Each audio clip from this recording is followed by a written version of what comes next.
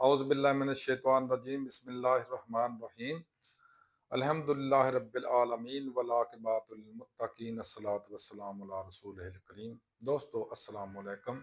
Doctor Naseer कल हाजिर CNP news ਤੋਂ। ਦੋਸਤੋ, ਜਿਸ ਤਰ੍ਹਾਂ ਮੈਂ ਕੱਲ ਪਰਸੋਂ ਵੀ ਲੱਗ ਜਿਹੜਾ ਕਰ ਰਿਹਾ ਸਾਂ ਕਿ ਪਾਕਿਸਤਾਨ ਦੇ ਸਾਡੇ ਮੁਖਤਦਰੀਆ ਨੇ ਬੜਾ ਅੱਛਾ ਇੱਕ ਸਟੈਪ ਉਠਾਇਆ ਵੇ ਕਿ ਦੋ ਮੁਲਕਾਂ ਦਾ ਜਾਂ ਦੋ ਮਸਬਾਂ ਦਾ ਜਾਂ ਦੋ ਇਲਾਕਿਆਂ ਦਾ ਜਾਂ ਤੁਸੀਂ ਸਾਰੀ ਦੁਨੀਆ ਦਾ ਹੀ ਕਹਿ ਸਕਦੇ ਹੋ ਇੱਕ ਕਿਸਮ ਦਾ ਤਸਵੀਰ ਆਵੇ, ਕਿਉਂਕਿ ਅਗਰ ਇਹ ਜੰਗ ਪ੍ਰੋਲਾਂਗ ਕਰਦੀ ਹੈ, ਨਹੀਂ ਹਟਦੀ, ਇਹ 'ਚ ਹੋਰ ਮੁਲਕ ਵਿੱਚ ਪੈ ਜਾਂਦੇ ਨੇ, ਇਹ ਆਹਿਸਤਾ ਆਹਿਸਤਾ ਛੋਟੀ ਆਲਮਗੀਰ ਔਰ ਉਸ ਤੋਂ ਬਾਅਦ ਵੱਡੀ ਆਲਮਗੀਰ ਜੰਗ ਵੀ ਬਣ ਜਾ ਸਕਦੀ ਆ ਅਗਰ ਅਮਰੀਕਾ ਪਿੱਛੇ ਨਾ ਹਟਿਆ, ਅਗਰ ਚੀਨ ਔਰ ਰਸ਼ੀਆ ਦੇ ਵਿੱਚ ਆ ਪਿਆ ਔਰ ਇਸਲਾਮੀ ਦੁਨੀਆ ਤਾਂ ਅੱਗੇ ਫਸੀ ਪਈ ਆ।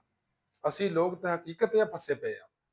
ਸਾਡੇ ਹਾਲ ਬਣ ਗਿਆ ਵਾ ਸੱਪ ਦੇ ਮੂੰਹ ਚ ਕੋੜ ਕਿਰਲੀ ਵਾਲਾ। ਅਸੀਂ ਨਾ ਸਾਊਦੀਆ ਨੂੰ ਛੱਡ ਸਕਦੇ, ਨਾ ਅਸੀਂ ਈਰਾਨ ਨੂੰ ਛੱਡ, ਸਾਡੇ ਵਾਸਤੇ ਦੋਨੋਂ ਹੀ ਬਰਾਬਰ ਨੇ। ਉਹਦੀ ਇੱਕ ਵਜ੍ਹਾ ਵੇ ਕਿ ਬੜੇ ਸਿਆਣਿਆਂ ਦਾ ਕੌਲ ਆ ਕਿ ਤੁਸੀਂ ਹਰ ਚੀਜ਼ ਬਦਲ ਸਕਦੇ ਹੋ ਲੇਕਿਨ ਹਮਸਾਏ ਨੂੰ ਨਹੀਂ ਬਦਲ ਸਕਦੇ। ਈਰਾਨ ਸਾਡਾ ਬਿਲਕੁਲ ਹਮਸਾਇਆ ਵੇ, ਇਸ ਨਾਤੇ ਨਾਲ ਸਾਡਾ ਬਰਾਦਰ ਮੁਲਕ ਵੀ ਆ, ਸਾਡਾ ਮਜ਼ਹਬ ਵੀ ਨੇ, ਲੇਕਿਨ ਇਹਦੇ ਨਾਲ ਨਾਲ ਸਾਊਦੀ ਅਰਬ ਨਾਲ ਸਾਡੇ ਐਸੇ ਤਾਲੁਕਾਤ ਨੇ ਔਰ ਐਸੇ ਸਾਡਾ ਰੂਹਾਨੀ ਕੰਸਰਨ ਹੈ ਸਾਊਦੀਆ ਨਾਲ, ਅਸੀਂ ਉਹਨੂੰ ਤੇ ਬਿਲਕੁਲ ਵੀ ਨਹੀਂ ਛੱਡ ਸਕਦੇ। ਹੁਣ ਮੁਸੀਬਤ 'ਚ ਫਸ ਗਏ ਅਸੀਂ ਕਿ ਨਾ ਸਾਊਦੀਆ ਨੂੰ ਛੱਡਣ ਜੋਗੇ ਔਰ ਨਾ ਹੀ ਈਰਾਨ ਨੂੰ ਛੱਡਣ ਜੋਗੇ।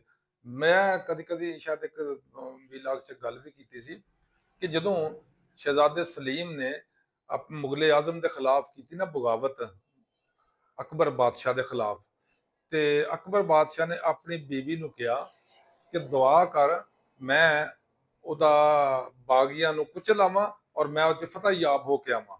ਉਸ ਬੀਬੀ ਨੇ ਬੜਾ ਤਾਰੀਖੀ ਅੱਗੋਂ ਜੁਮਲਾ ਕਿਹਾ ਸੀ। ਉਹਨੇ ਕਿਹਾ ਮੈਨੂੰ ਨਹੀਂ ਸਮਝ ਆਉਂਦੀ ਮੈਂ ਦੁਆ ਕਰਾਂ ਕਿ ਨਾ ਕਰਾਂ। ਇੱਕ ਬੰਨੇ ਮੇਰਾ ਸੁਹਾਗ ਆ ਤੇ ਇੱਕ ਬੰਨੇ ਮੇਰੀ ਔਲਾਦ ਆ, ਮੈਂ ਕਿਹਦੇ ਵਾਸਤੇ ਦੁਆ ਕਰਾਂ ਤੇ ਕਿਹਦੇ ਵਾਸਤੇ ਨਾ ਕਰਾਂ। ਸਾਡੇ ਨਾਲ ਵੀ ਇਹੀ ਮਸਲਾ ਵੇ।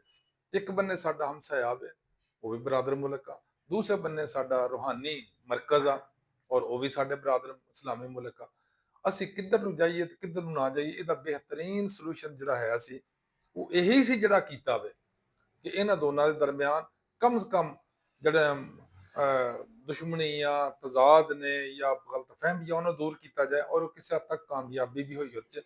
ਇਹੀ ਵਜ੍ਹਾ ਕਿ ਇਹ ਦੋ ਇਸਲਾਮੀ ਮੁਲਕ ਆਪਸ ਵਿੱਚ ਗੁੱਥਾ ਨਹੀਂ ਹੋਏ, ਲੇਕਿਨ ਜਿਹੜੇ ਅਮਰੀਕਾ ਨੇ ਅੱਡੇ ਵਿੱਚ ਬਣਾਏ ਨੇ ਇਹਨਾਂ ਮੁਲਕਾਂ ਦੇ ਅੰਦਰ ਆ ਕੇ, ਸਭ ਤੋਂ ਵੱਡਾ ਫਸਾਦ ਇਸ ਇਲਾਕੇ ਦੇ ਅੰਦਰ ਉਹ ਅੱਡੇ ਨੇ ਜਿੱਥੋਂ ਉੱਠ ਕੇ ਅਮਰੀਕਾ ਨਾ ਸਿਰਫ ਬਦਮਾਸ਼ੀ ਕਰਦਾ, ਨਾ ਸਿਰਫ ਰੈਵਨਿਊ ਇਕੱਠਾ ਕਰਦਾ। ਯਾਨੀ ਤੁਸੀਂ ਦੇਖੋ ਸਾਡੇ ਮੁਸਲਮਾਨਾਂ ਦੀ ਹਮਾਕਤਾਂ ਦੇਖੋ ਕਿ ਪੈਸੇ ਵੀ ਦਿੰਦੇ ਨੇ, ਉਹਦਾ ਟੌਰ ਟੱਪਾ ਵੀ ਚਲਾਉਂਦੇ ਆ, ਉਹਦੀ ਤਾਬੇਦਾਰੀ ਵੀ ਕਰਦੇ ਆ, ਉਹਦੀ ਖਿਦਮਤ ਵੀ ਕਰਦੇ ਆ ਹਰ ਲਿਹਾਜ਼ ਨਾਲ, ਔਰ ਫਿਰ ਜਦੋਂ ਵਕਤ ਆਉਂਦਾ ਉਹ ਫਿਰ ਇਸਰਾਈਲ ਦਾ ਹੀ ਆ, ਕਿਸੇ ਇਸਲਾਮੀ ਮੁਲਕ ਦਾ ਨਹੀਂ।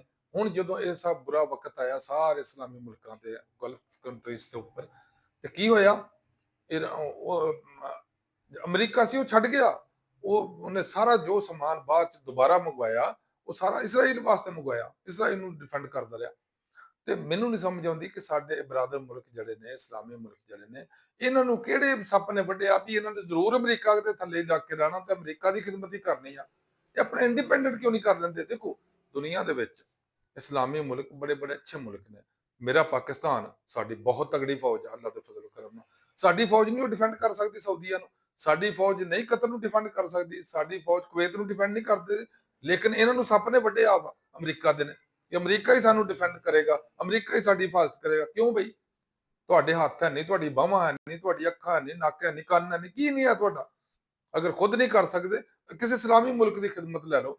ਤੁਰਕੀ ਹੈ ਨਾਲ, ਤੁਰਕੀ ਤੋਂ ਬਹੁਤ ਅੱਛੀ ਫੌਜ ਆ। ਅਗਰ ਸਾਡੇ ਨਾਲ ਕੋਈ ਤੁਹਾਨੂੰ ਅਨਾਦ ਆ, ਸਾਡੇ ਨਾਲ ਕੋਈ ਸਾਡੇ ਨਾਲ ਤੁਸੀਂ ਇੰਡੀਆ ਨੂੰ ਚੰਗਾ ਸਮਝਦੇ ਹੋ, ਔਰ ਸਭ ਤੋਂ ਬੜੀ ਲਾਨਤ UAE ਤੇ ਜਿਹੜੇ ਪਈ ਹੈ ਨਾ, ਉਹ ਇੰਡੀਆ ਦਾ ਉੱਥੇ ਮੰਦਿਰ ਬਣਾਉਣਾ ਮੈਂ, ਜਿੱਥੇ ਸਾਰਾ ਦਿਨ ਔਰ ਸਾਰੀ ਰਾਤ ਭਗਵਾਨ ਦੀ ਪੂਜਾ ਹੁੰਦੀ ਹੈ ਔਰ ਉੱਥੇ ਬੈਠ ਕੇ ਬੁੱਤ ਪ੍ਰਸਤੀ ਹੋ ਰਹੀ ਆ, ਸਾਊਦੀ ਅਰਬ ਦੇ ਬਿਲਕੁਲ ਨਾਲ, ਦੁਬਈ ਦੇ ਅੰਦਰ, ਅਬੂ ਜ਼ਬੀ ਦੇ ਅੰਦਰ ਔਰ ਅਰਬ ਮਾਰਬ ਦੇ ਅੰਦਰ। ਲੇਕਿਨ ਇਹਨਾਂ ਨੇ ਉਹ ਕਦੀ ਨਹੀਂ ਸੋਚਣਾ। ਬਹਰਹਾਲ ਅਗਲੀ ਕਿस्त 'ਚ ਇਨਸ਼ਾਅੱਲਾ ਮਜ਼ੀਦ ਤਫਸੀਲ ਦੱਸਾਂਗੇ। ਅੱਲਾਹ ਹਾਫਿਜ਼, अस्सलाम वालेकुम।